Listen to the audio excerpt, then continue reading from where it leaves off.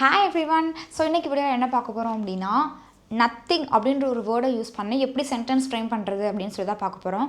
ரொம்ப ஈஸி ஆனா ரொம்ப யூஸ்ஃபுல் ஆனது. Okay done. சோ வாங்க வீடியோக்குள்ள போலாம். சோ ஃபர்ஸ்ட் பாருங்களேன் nothing அப்படினா என்ன? ஒண்ணும் இல்ல அப்படினு சொல்றதுக்கு nothing அப்படினு சொல்லுவோம் இல்லையா? சோ அப்போ இந்த ஃபர்ஸ்ட் சென்டென்ஸ் பாருங்க. இப்போ nothing to அப்படினு போட்டு நான் டாஷ் கொடுத்திருக்கேன் இல்லையா? இப்போ நான் சொல்றேன் எனக்கு சாப்பிட ஒண்ணும் இல்ல அப்படினு நான் சொல்றேன். அப்போ நம்ம இந்த இடத்துல என்ன எழுதலாம் அப்படினா eat. அப்போ nothing to eat அப்படினா சாப்பிட ஒண்ணும் இல்ல அப்படினு சொல்லலாம். சரி விளையாடுறதுக்கு ஒண்ணும் இல்ல அப்படினு சொல்லும்போது play. அப்போ nothing to play விளையாட ஒண்ணும் இல்ல nothing to play அப்படினு சொல்லலாம். சரி ஓகே. அடுத்த சென்டென்ஸ் பாருங்க. cook அப்படிங்கற வேர்ட் வந்து நான் யூஸ் பண்றேன். nothing to cook அப்படினா சமைக்க ஒண்ணும் இல்ல அப்படினு சொல்லலாம். சரி ஓகே. ஸ்டடின்னு சொல்லி எழுதுறேன். nothing to study அப்படினா படிக்க ஒண்ணும் இல்ல அப்படினு சொல்லலாம். இந்த சென்டென்ஸ் அதிகமா ஸ்டூடண்ட்ஸ் வந்து யூஸ் பண்ணலாம். ஸ்கூல் ஸ்டூடண்ட்ஸ் இருக்காங்களே அவங்கள அது அதிகமா அதை யூஸ் பண்ணலாம். nothing to study அப்படினா படிக்க ஒண்ணும் இல்ல அப்படினு சொல்லலாம். So nothing to eat, nothing to play, nothing to cook, nothing to study. இதுல இந்த வாக்கியங்களுக்கு முன்னாடி there is சேர்த்துக்கலாம். there is nothing to eat அப்படினும் சொல்லலாம். வெறுமனே வந்து nothing to eat அப்படினும் சொல்லலாம். ஓகேவா? எப்படி சொல்லலாம்? ஒன்று there is nothing to eat அப்படின்னு சொல்லலாம். இல்லைன்னா nothing to eat அப்படின்னு மட்டும் சொல்லலாம். இதுக்கு முன்னாடி there is யூஸ் பண்ணிக்கலாம். சரியா?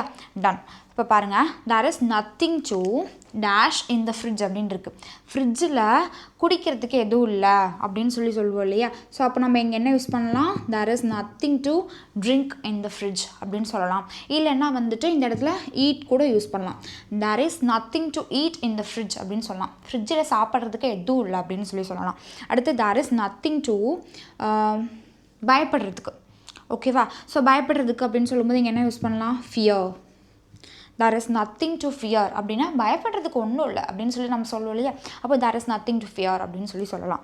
Okay done. ஸோ அடுத்த சென்டென்ஸ் பாருங்கள். எனக்கு சொல்ல ஒன்றும் இல்லை அப்படின்னு சொல்லியிருக்கு. இவ்வளோ நேரம் வந்து வெறுமனே வந்து சாப்பிட ஒன்றும் இல்லை, விளையாட ஒன்றும் இல்லை, படிக்க ஒன்றும் இல்லை அப்படின்னு சொன்னோம். ஆனால் இங்கே பாருங்கள் எனக்கு அப்படின்னு சொல்லி வந்துருச்சு. ஓகேவா?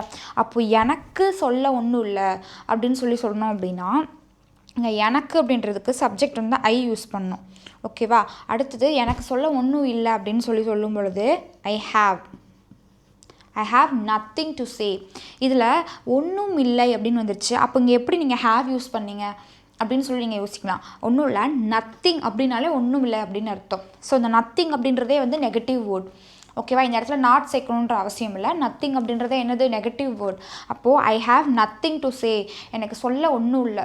ஸோ இப்போது சண்டை போடும்போது கோவப்படும்போதெல்லாம் சொல்லுவோம் எனக்கு சொல்ல ஒன்றும் இல்லை அப்படின்னு நம்ம சொல்லுவோம் இல்லையா? ஸோ அப்போ அந்த இடத்துல ஐ ஹாவ் நத்திங் டு சே அப்படின்னு சொல்லுவோம். எனக்கு உன்கிட்ட பேச ஒன்றும் இல்லை, என்கிட்ட எனக்கு சொல்ல ஒன்றும் இல்லை அப்படின்னு சொல்கிற போது அந்த கோவமா அப்புறம் வந்து அந்த நம்ம சொல்ல வர அந்த விஷயத்தை வந்து ஸ்ட்ரெஸ் பண்ணி அதை வந்து ஸ்ட்ராங்காக அதை கன்வே பண்ணும் பொழுது அந்த இடத்துல இது மாதிரி நம்ம யூஸ் பண்ணுவோம்.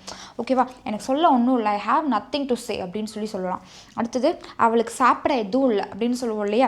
ஸோ இப்போ இந்த இடத்துல என்ன பண்ணலாம் அப்படின்னா அவளுக்கு அப்படின்னு சொல்லியிருக்கு. அப்போது எடுத்தோன்னே என்ன யூஸ் பண்ணுவோம்? ஷீ யூஸ் பண்ணியாச்சு. ஷீ.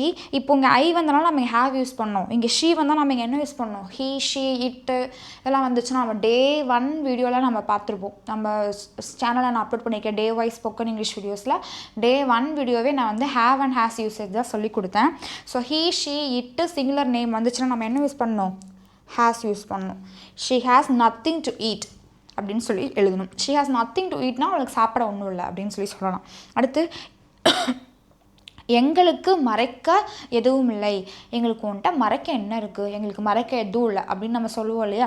ஸோ அப்போது அந்த இடத்துல எங்களுக்கு அப்படின்னு சொல்லி வந்துருச்சு. இப்போது எனக்கு அப்படின்னா ஐ யூஸ் பண்ணோம், அவளுக்கு அப்படின்னா ஷீ யூஸ் பண்ணோம். அப்போ எங்களுக்கு அப்படின்னா என்ன யூஸ் பண்ணணும்? வி. ஐ வந்து ஹாவ் யூஸ் பண்ணியாச்சு, ஷீ வந்து ஹேஸ் யூஸ் பண்ணியாச்சு. வி வந்தால் நம்ம என்ன யூஸ் பண்ணணும்? ஹாவ் யூஸ் பண்ணணும். We have nothing to hide. எங்களுக்கு மறைக்கிறதுக்கு எதுவும் இல்லை. இப்போ பாருங்கள் I have nothing to say, she has nothing to eat, we have nothing to hide. ஓகேவா? ஸோ இப்போ இதில் எல்லாம் வந்துட்டு இந்த எனக்கு அப்படின்றத மறைச்சிட்டு சொல்ல ஒன்றும் இல்லை அப்படின்னா வெறுமனே நத்திங் டு சே அப்படின்னு சொல்லலாம். இல்லைனா there is nothing to say அப்படின்னு சொல்லலாம். ஆனால் இங்கே எனக்கு அப்படின்னு சேரும்போது ஐ ஹாவ் சேர்த்து சொல்லுவோம். ஐ ஹாவ் நத்திங் டு சேன்னு சொல்லுவோம். அதே மாதிரி இங்கே அவளுக்குன்றதை விட்டுட்டு வெறும் சாப்பிட எதுவும் இல்லை அப்படின்னு சொன்னால் நத்திங் டு ஈட் அப்படின்னு மட்டும் சொல்லலாம். ஆனால் அதுக்கு முன்னாடி அவளுக்கு அப்படின்றத சேர்த்துட்டோம்னா ஷி ஹேஸ் அப்படின்னு சொல்லுவோம். ஓகேவா? She has nothing to eat அப்படின்னு சொல்லுவோம். அதே மாதிரி தான் இங்கேயும் மறைக்க எதுவும் இல்லை அப்படின்னு நம்ம வெறுமனே சொல்லும்போது நத்திங் டு ஹைட் அப்படின்னு சொல்லலாம். ஆனால் எங்களுக்கு மறைக்க எதுவும் இல்லை அப்படின்ற போது நம்ம வி ஹாவ் அப்படின்னு சொல்கிறோம். We have nothing to hide அப்படின்னு சொல்கிறோம். சரி, ஓகே. நம்மிடம் சமைக்க ஒன்றும் இல்லை அப்படின்னு சொல்லியிருக்கு.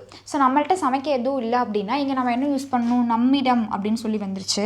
ஸோ இது எங்களுக்கு நம்மளுக்கு அப்படின்னு ரெண்டு இடத்துலையுமே நம்ம வி தான் யூஸ் பண்ணுவோம். சரியா? அப்போ இங்கேயும் என்ன தான் வரும்? We have nothing to cook. நமக்கு சமைக்க ஒன்றும் இல்லை. I have nothing to cook. எனக்கு சமைக்க ஒன்றும் இல்லை அப்படின்னு சொல்லி நம்ம சொல்லுவோம். அடுத்து இந்த சென்டென்ஸ் பாருங்களேன். there is nothing to speak with you. உன்கிட்ட பேசுகிறதுக்கு ஒன்றும் இல்லை. நல்லா வாக்கியத்தை கவனிங்க. நான் இங்கே எழுதலை, நான் சொல்கிறத ஒழுங்காக கவனிங்க. there is nothing to speak with you அப்படின்னா உன்கிட்ட பேச ஒன்றும் இல்லை. ஆனால் ஐ have nothing to speak with you அப்படின்னா எனக்கு உன்கிட்ட பேச ஒன்றும் இல்லை அப்படின்னு அர்த்தம். புரியுதா? திரும்ப சொல்கிறேங்க நீங்கள். there is nothing to speak with you அப்படின்னா உங்ககிட்ட பேச எதுவும் இல்லை அப்படின்னு அர்த்தம். இதே ஐ have nothing to speak with you அப்படின்னா எனக்கு உங்ககிட்ட பேச ஒன்றும் இல்லை அப்படின்னு அர்த்தம். ஓகேவா? டிஃப்ரென்ஸ் புரியுதா? தான். இப்போ எனக்கு அதை பற்றி எதுவும் தெரியாது அப்படின்னு சொல்லுவோம் இல்லையா? ஸோ அதை எப்படி இங்கிலீஷில் சொல்லலாம் அப்படின்னா I know nothing about it. எனக்கு அதை பற்றி எதுவும் தெரியாது. I know nothing about it. Don't ask me. என்கிட்ட கேட்காது அப்படின்னு சொல்லலாம். சரியா? அடுத்தது பாருங்கள். ஸோ இங்கே 6 சென்டென்ஸ் கொடுத்துருக்கேன். இந்த 6 சென்டென்ஸும் உங்களுக்கானது.